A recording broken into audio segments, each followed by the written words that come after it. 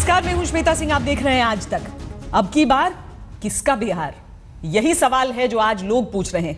बिहार की राजनीति में इस वक्त जो कुछ हो रहा है वो किसी फिल्म से कम नहीं है। सत्ता का ऊंट बिहार में किस करवट बैठेगा ये अभी भी तय नहीं है। हां, कल इसका फैसला हो जाएगा जब विधानसभा में जीतन राम मांझी विश्वास मत पेश करेंगे। इससे पहले आज बिहार में राजनीतिक उठापटक का माहौल रहा। विश्वास मत के ऐन पहले जेडीयू को मुख्य विपक्ष का दर्जा मिल गया। स्पीकर ने जेडीयू के विजय चौधरी को नेता विपक्ष बना दिया। इसके बाद तय हो गया था कि जेडीयू अपने विधायकों को व्हिप जारी कर विश्वास मत के विरोध में वोट करने को कह सकती है, और ऐसा ही हुआ। बीजेपी इससे नाराज हो गई, जमकर धरना प्रदर्शन किया, लेकिन इससे कुछ हुआ नहीं। उधर जेडीयू ने प्रेस कॉन्फ्रेंस कर दावा किया कि उसके विधायक शरफुद्दीन को पद और पैसे का लालच देकर मांझी के पाले में लाने की कोशिश की गई है। आरोप आरजेडी सांसद पप्पू यादव पर लगा। हालांकि उन्होंने इससे साफ इनकार किया कि उन्होंने कोई भी फोन किया है। इधर बीजेपी ने भी देर शाम मांझी को समर्थन का ऐलान कर दिया, विधायकों को व्हिप जारी कर दिया। आपको यह भी बता दें कि इससे पहले मांझी ने लड़ाई ये कहते हुए और दिलचस्प बना दी कि विधायक पक्ष में आए तो वो उन्हें मंत्री बना सकते हैं। फिलहाल फैसला कल विधानसभा में होना है, जहां मांझी विश्वास मत पेश करेंगे। लेकिन इससे पहले डिनर डिप्लोमेसी का दौर जारी है। नीतीश ने अपने विधायकों के लिए डिनर का आयोजन किया। मांझी भी डिनर डिप्लोमेसी का दांव खेल रहे हैं, यानी सड़क के दो तरफ दो जगह चल रहा है डिनर। डिनर में अलग अलग लोग शामिल हैं। यही वो तस्वीरें हैं। आज की रात कयामत की रात होने वाली है। क्या निकल कर आएगा बिहार की राजनीति में कल के दिन, इस पर है निगाहें सबकी। दोनों तरफ से दावा यह किया जा रहा है कि जीत उनकी ही होगी, लेकिन अभी भी कुछ भी कहना मुश्किल है। व्हिप जारी किया जा चुका है दो तरफ से, और इस वजह से भले ही गुप्त मतदान की बात की जा रही है मांझी की तरफ से लगातार, लेकिन अगर हम सिर्फ आंकड़ों के हिसाब से देख लें तो कहीं पर भी स्थिति आसान नहीं दिख रही। 117 वोट की जरूरत होगी मांझी को जीतने के लिए। यहां पर क्या वो मुख्यमंत्री बने रहते हैं या फिर नहीं बने रह पाते हैं, इस पर निगाहें रहेंगी। पिछले साल जब नीतीश कुमार ने कुर्सी पर बिठाया था जीतन राम मांझी को, तब किसने सोचा था कि अचानक बिहार की राजनीति में भूचाल ऐसा आएगा कि जिसे पपेट मुख्यमंत्री कहा जा रहा था, उसने जो जितनी भी धागे थे जो उसे कंट्रोल करने के लिए थे, उन सबको अपने नियंत्रण में कर लिया। मांझी गुट में देखिए फिलहाल तो 13 विधायक दिखते हैं। बीजेपी के 87 विधायक हैं। व्हिप जारी किया जा चुका है, वो वोट देंगे इनको। निर्दलीय 3 हैं जो उनके पक्ष में जाते हैं। कुल 103 यहां दिखता है। पलड़ा नीतीश खेमे का भारी लग रहा है। 97 विधायक उनके अपने, आरजेडी के 24, कांग्रेस के 5 और बाकी मिलाकर 2। 128 कुल यहां पर दिख रहे हैं कि सामने आंकड़े नजर आने के बावजूद विश्वास नहीं किया जाता है। कल का दिन कैसा रहेगा, चर्चा करते हैं। हमारे साथ तमाम खास मेहमान जुड़ रहे हैं अलग अलग पार्टियों से। हम सबसे आपका परिचय सबसे पहले करवा देते हैं। भारतीय जनता पार्टी के राष्ट्रीय प्रवक्ता शहनवाज हुसैन हमारे साथ जुड़ रहे हैं। मनोज झा जी आरजेडी की तरफ से हमारे साथ जुड़ रहे हैं। शहनवाज जी, क्या होगा कल? चलिए, भी तस्वीर ही काली हो गई है, लेकिन आरजेडी को किस पर भरोसा है? मनोज जी, क्या होने वाला है? जीतन राम मांझी बने रहेंगे या फिर नीतीश जी दोबारा आसीन होने वाले हैं? देखिए, मैं एक साफ तौर पे आपसे एक आग्रह करता हूं श्वेता जी कि ये व्यक्तियों का मामला अब नहीं बिल्कुल रहा। अब ये एक ऐसी व्यवस्था का मामला है कि जिसमें बम्बई जजमेंट का जो स्पिरिट था कि जिसके पास नंबर है, बहुमत है, आंकड़े हैं, मेजॉरिटी है, क्या उसको जगह मिलेगी या नहीं मिलेगी, पहली चीज। दूसरी चीज, संवैधानिक पदों पर बैठे लोग अगर फ्लोर टेस्ट को इतना डिले करेंगे तो बजट सत्र में जहां सामाजिक आर्थिक सरोकारों पर एक समझ बनती है, एक रोड मैप बनता है, आज उसकी भी क्षति हुई है। और तीसरी चीज, मैं सिर्फ एक प्रवक्ता की हैसियत से नहीं कह रहा हूं, एक आम नागरिक की हैसियत से, कि भाजपा ने एक बहुत ही ऐसा खेल खेला है जिसे जमहूरियत शर्मसार हुई है। कहीं ना कहीं बिहार कम से कम ये डिजर्व नहीं करता था। आप चुनाव लड़िए, हरा दीजिए हमें, वो हम मानते हैं, लेकिन अगर आप पर्दे के पीछे, पर्दे के आगे नहीं। लेकिन जीतन राम मांझी को तो किसने बनाया था? उनको तो नीतीश कुमार ने बिठाया था जगह पर। अब पहले तो जीतन राम मांझी ने कहा ना कि जो पूरा विवाद था उन्होंने छेड़ा। उसके बाद भारतीय जनता पार्टी अगर समर्थन में आई भी तो आपको यही स्पष्ट लग रहा है। हम हालांकि बात करेंगे शहनवाज हुसैन जी से भी, लेकिन हाँ श्वेता जी, एक सेकंड लूंगा सिर्फ। जीतन राम मांझी जी चॉइस थे नीतीश जी के, इसमें कोई दो मत नहीं। हमारे दल के रूप में पक्ष से हमारा था कि जदयू जो भी निर्णय करे, क्योंकि हम मोदी जी और अमित शाह वाली भाजपा के दक्षिणपंथी तेवर के खिलाफ एक विलय की प्रक्रिया शुरू करना चाहते थे, हमने समर्थन दिया। लेकिन ये एहसास हुआ हमें कि कहीं ना कहीं जो जीतन राम मांझी जी हैं और उनके साथ के लोग हैं, वो भाजपा के दक्षिणपंथी सरोकारों के हाथ में कठपुतली बन गए हैं। या तो हम बिहार को जाने देते उस रास्ते पे, या हम तय करते कि एक वैकल्पिक सामाजिक आर्थिक राजनीतिक ब्लूप्रिंट लेकर के। चलिए, जब तक बीजेपी प्रवक्ता हमारे साथ जुड़ते हैं तब तक शाही जी हमारे साथ जुड़ चुके हैं। पीके शाही जी जेडीयू के नेता हैं। अब तो पार्टी के साथ साथ शाही जी ये भी बताना पड़ता है कि कौन किसके पक्ष में है। चलिए, फिलहाल तो हम एक पक्ष से बात कर रहे हैं यहाँ पर, और इसीलिए अभी जो हम आंकड़े अपने स्क्रीन पर दिखा रहे हैं, आपको पूरा पूरा भरोसा है वोट जो आपका चल रहा है, जितने लोग आए हैं सब आप ही के साथ रहेंगे, या आप लोगों को अभी भी शक है कि हो सकता है कि कल का दिन जब हो तो पता चला मांझी के समर्थन में कुछ लोग निकल आए? जी नहीं, बिल्कुल जितने लोग हैं वो हमारे पक्ष में हैं, और इसमें कोई संदेह की गुंजाइश नहीं है। लेकिन रात घबराहट में निकलने वाली है। बिल्कुल नहीं, हम लोग बिल्कुल घबराए हुए नहीं हैं। घबराने की जरूरत भारतीय जनता पार्टी को है। हमारे सभी विधायक, मेरे दल के विधायक, मेरे सहयोगी दल के विधायक, सभी चट्टान की एकता की तरह एक साथ खड़े हैं, और उसमें किसी प्रकार के कंफ्यूजन का कोई स्कोप नहीं है।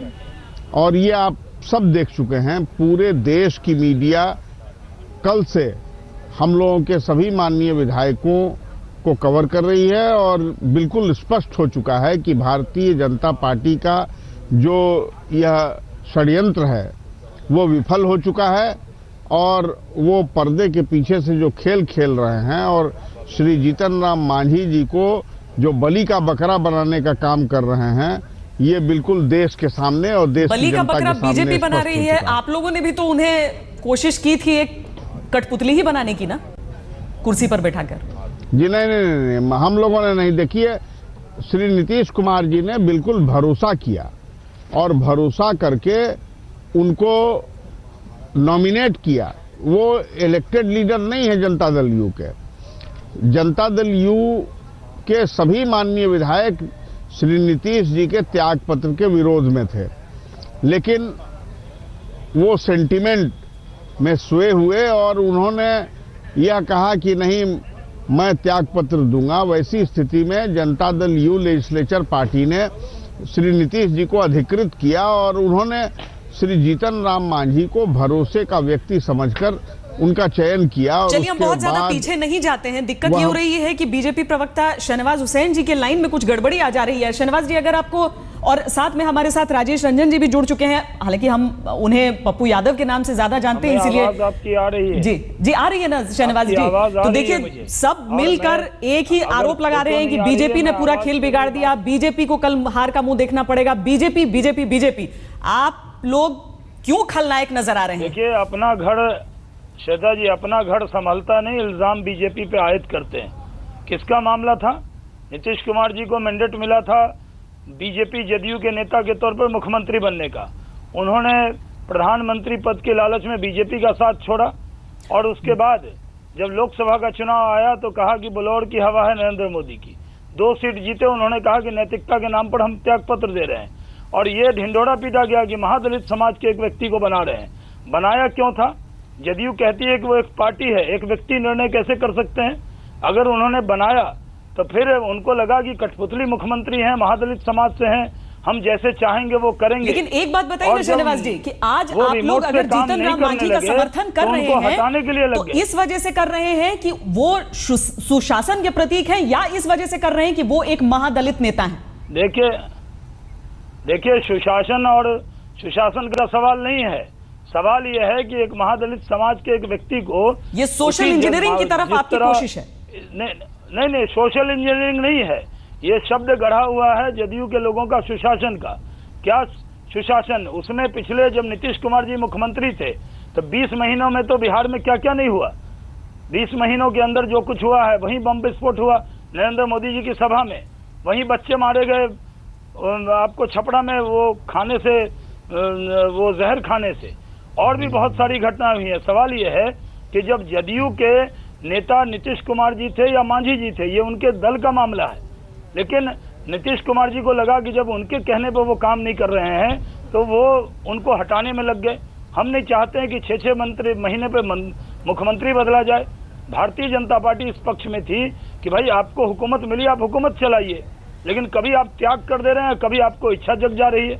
इसलिए बीजेपी ने तय किया हम मुखदर्शक नहीं बन सकते। जी श्रीनिवास जी, चलिए पीके शाही जी आपके आरोपों का जवाब देना चाहते हैं, लेकिन हम उसके साथ खड़े होंगे और किसको कितना बहुमत है ये विधानसभा के फ्लोर पर पता लगेगा। जी, लेकिन पहले पप्पू यादव जी से बात कर लेते हैं। आरजेडी सांसद हैं, लेकिन यहाँ पर जीतन राम मांझी के पक्ष में खड़े दिख रहे हैं। आरोप भी पप्पू यादव जी आप पर बहुत लगे कि आपने खरीद फरोख्त की कोशिश की है। ये सारी चीजें जो हमें नजर आ रही हैं, उससे कल का नतीजा अगर नीतीश कुमार के पक्ष में रहा तो फिर आपका भविष्य क्या है आरजेडी के साथ?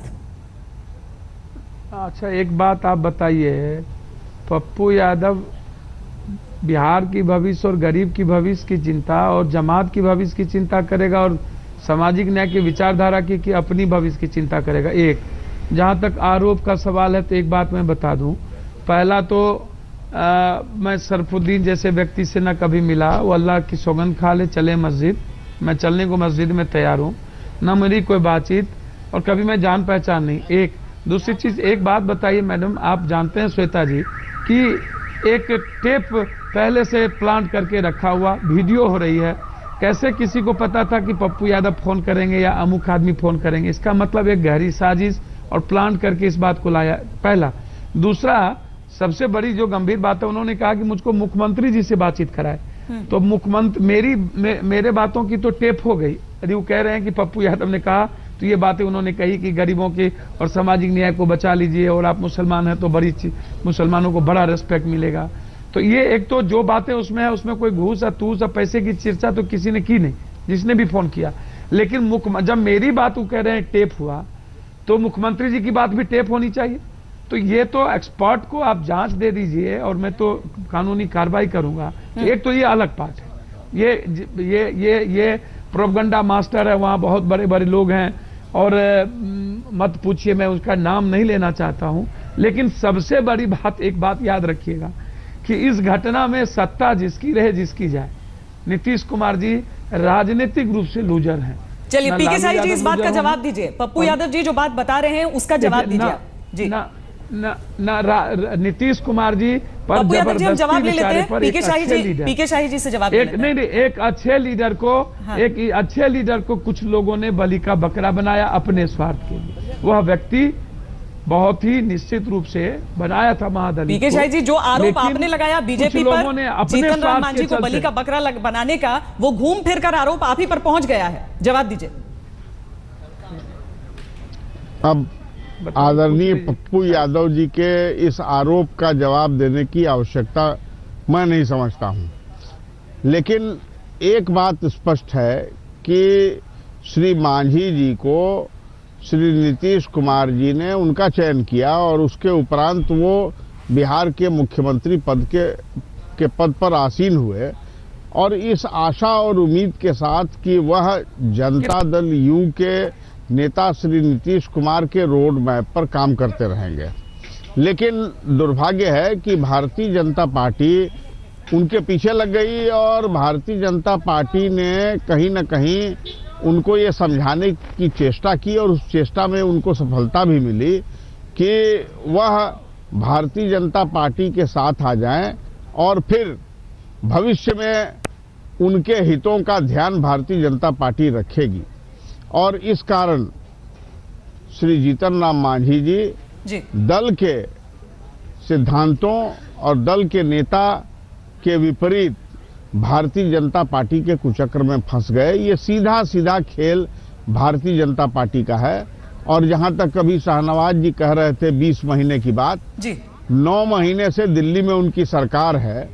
9 महीने में देश को उनकी सरकार ने क्या दिया है, उसका नतीजा चलिए हम इसका जवाब लेंगे, जनता ने बता दिया। लेंगे शहनवाज जी से। मनोज जी भी कुछ कहना चाहते हैं, पप्पू जी भी कुछ कहना चाहते हैं। हम तीनों से बात करेंगे, लेकिन इस ब्रेक के बाद हम बिहार की राजनीति में आज का दिन बेहद निर्णायक होने वाला है। आज की रात हम कहेंगे कयामत की रात होने वाली है। कल के दिन क्या फैसला आता है, क्या जीतन राम मांझी बरकरार रहते हैं मुख्यमंत्री बिहार के या फिर नहीं, आंकड़े कोई और कहानी कह रहे हैं। लेकिन इस वक्त हमारे साथ पीके साही जेडीयू के नेता जुड़े हुए हैं, भारतीय जनता पार्टी के राष्ट्रीय प्रवक्ता शहनवाज हुसैन जी हैं, और साथ ही राजेश रंजन जी आरजेडी सांसद हमारे साथ जुड़े हुए हैं। शहनवाज जी, बहुत तीखे आरोप लग रहे हैं आप पर। क्या लग रहा है कि चुनाव जब साल के अंत में होंगे तो क्या बिहार की जनता आपको दोषी के तौर पर देखेगी या फिर यह बस भ्रम है जो जनता समझेगी? भाई, उनके घर का झगड़ा, वो खुद बने, खुद हटे, खुद बनना चाहते हैं। पहले उन्होंने कहा कि वो त्याग कर रहे हैं, जनता का मैंडेट लेंगे और फिर वो बनेंगे। बीच में उनको लगा कि मांझी जी उनके हिसाब से काम नहीं कर रहे हैं, उनके रिमोट पर नहीं चल रहे हैं, इसलिए पूरी तरह से एक महादलित परिवार के व्यक्ति को, जहां कहा कि पहले तो पूरा हल्ला किया, हमने महादलित समाज के एक व्यक्ति को बना दिया, और अब पूरा देश और पूरा बिहार जानता है कि एक महादलित समाज के नेता को अपमानित करके नीतीश कुमार जी उनकी पार्टी के भीतर का मामला है, लेकिन सकता। बेगानी शादी में अब्दुल्ला तो दीवाना हुआ ना शहनवाज जी? नहीं, तो देखिए, जब भीतर का मामला है तो बीजेपी को बदनाम कर रहे हैं। हम तो एक स्टैंड लेंगे, हम तो हर कमजोर आदमी के साथ खड़े होंगे, हम हर उस साजिश के खिलाफ खड़े होंगे जो महादलित समाज और पिछड़े और गरीब अल्पसंख्यकों के खिलाफ कोई साजिश करेगा, उसके खिलाफ भारतीय जनता पार्टी खड़ी होती है और हम जिम्मेदारी से खड़े हैं। हमने कहा कि हम खड़े हैं, और कभी वोट होता है हम क्या करते हैं, अल्पसंख्यकों के खिलाफ किसको वोट करते हैं? शाहनवाज भाई अल्पसंख्यक को बचा रहे हैं ना, शाहनवाज भाई अल्पसंख्यक को बचा रहे हैं ना जी, इसलिए हम कह रहे हैं देश के अल्पसंख्यक को बचा लीजिए सर। जी, बच रहे हैं, बहुत अच्छे से हैं, सांप्रदायिक सौहार्द है पूरे देश में माशाल्लाह, कहीं कोई दिक्कत नहीं है, आपकी दुआ है, और यही सौहार्द पूरे देश में रहना चाहिए, सबका साथ सबका विकास रहना चाहिए। पप्पू यादव जी, आप ये दिखा रहे हैं कि आप मांझी के साथ हैं लेकिन बीजेपी के साथ नहीं है। भारतीय नहीं, आखिर देखिए, जब नीतीश कुमार जी या यहाँ शाही जी बैठे हैं, जब एनडीए के अंदर राष्ट्रपति के उम्मीदवार हम लोगों ने संगमा साहब को बनाया, एक माइनॉरिटी के आदमी को, तब उस वक्त इन लोगों ने ये कह के प्रणब मुखर्जी साहब का साथ दिया था कि नहीं? क्यों दिया था साथ? कहा कि इनका अपना निर्णय है। बाद में हामिद अंसारी एक अल्पसंख्यक समाज से उपराष्ट्रपति हुए, तब उन्होंने साथ नहीं दिया, जबकि वो भी पड़ोसी थे। आज भारतीय जनता पार्टी को ये अधिकार है निर्णय करने का। हमने निर्णय किया कि हम कमजोर आदमी के साथ खड़े रहेंगे, हम एक महादलित समाज के नेता के साथ खड़े रहेंगे। हमें तो वोटिंग करनी है ना, या हम वोटिंग से बाहर चले जाएंगे। इसलिए अगर आपको जनता पे यकीन है तो आपको चुनाव में जाना चाहिए था, और चुनाव में जाते पता लगता। चलिए देखते हैं कल जो कुछ होगा उससे भी ये स्पष्ट हो जाएगा कि बिहार में आगे होने वाला क्या है। फिलहाल एक ब्रेक के लिए रुक रहे हैं, थोड़ी देर के लिए रोकेंगे आपको, क्योंकि उसके बाद हम इस चर्चा को आगे बढ़ाएंगे। आरोप तमाम लग रहे हैं एक तरफ से दूसरी तरफ, लेकिन इस सब के बीच बिहार की जनता किसे दोषी मान रही है बिहार के इस संकट के लिए, और क्या वाकई जो दांव चला जा रहा है एक महादलित को समर्थन दिए जाने का, उसे लोग समझ रहे हैं या फिर एक नए वोट बैंक की शुरुआत यहां से होगी। एक ब्रेक के बाद